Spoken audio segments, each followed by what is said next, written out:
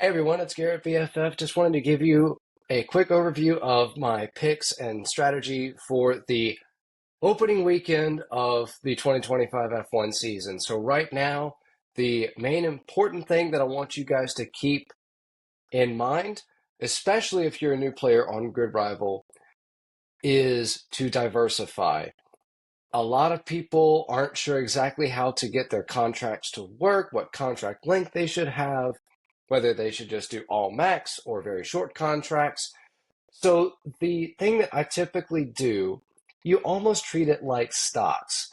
So with a stock, especially if it's one that is more of a growth stock, you invest in it for a long period and then you just reap the returns over time. Meanwhile, say a more volatile stock, you would go for a maybe a day trade or trying to like ride the hype of a certain stock and then sell. That's kind of what you want to do with your Formula One drivers. So guys who you know are solid, you're going to get points because it is important to score, and we'll deal with the I guess the money factor here in a second, but it's important to score, all right? Because this is a points game after all. But the guys that you know are going to score a lot of points, the Maxes, Landos, Piastris, Hamiltons, Leclercs, those guys, those top tier drivers, those are the guys that you usually want to have for around 4 to 5 races. Now, say some of the lower tier guys, you want to go in between, say, 2 to 3. Say Fernando Alonso. Maybe you want to kind of explore Kimi Antonelli, but not exactly want to fully commit to a long-term contract. Or Alex Albon, Oliver Behrman. You can take advantage of experimenting with these guys, see how it goes, maybe gain some value. But if it turns for the worse, it's not hurting you too much because you're not anchored to them for so long. So you do have time to recuperate value if their contracts go the wrong way, if they have a bad couple of races to begin the season. Now, as far as like say very short term, that's where you want to have like the one-offs. Sometimes that is a top tier driver if you just have the money and you're like, hey, what?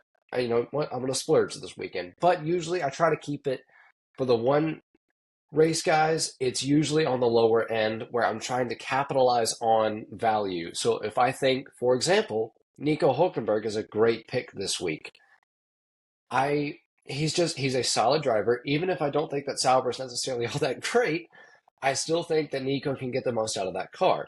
He's priced very affordably at 7.6 million, and I think that's a fantastic value for him. So if I think that he's going to have at least a decent race, he's more than likely going to go up in value unless he DNFs. Then I would take advantage of that and then only have a short-term contract, and then I can get out of it next week if I desire.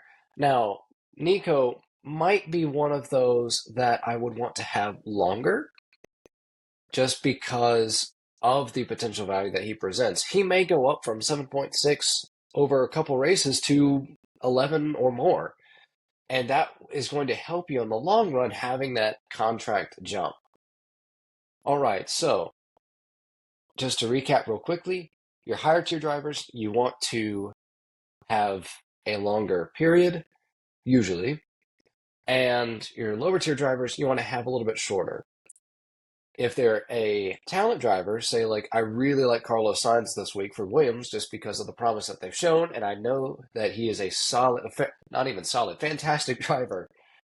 He would be one that I'm willing to ride for quite a while if I wanted to, just to secure that talent point or the talent driver points haul for him.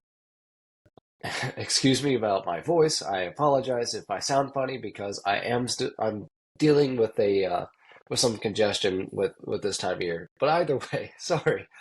Uh, for this particular race, I've already mentioned I like Hulkenberg on the low end. I like the trio of Albon, Behrman, and Carlos Sainz a lot towards the mid range. I think Stroll might finally be okay to play in fantasy I've never been a big supporter of his with, well, he's the memeiest driver on the grid other than, I guess, maybe Fernando. But yeah, he might finally be a value now. He's never been this cheap, so hey, might as well take a shot.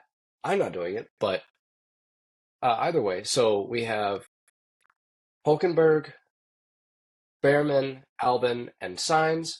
On the higher end, of course, you can stick with Max and Lando because they're just extremely good, extremely solid. I'm not going to get on anybody who goes with Leclerc or Hamilton for this week.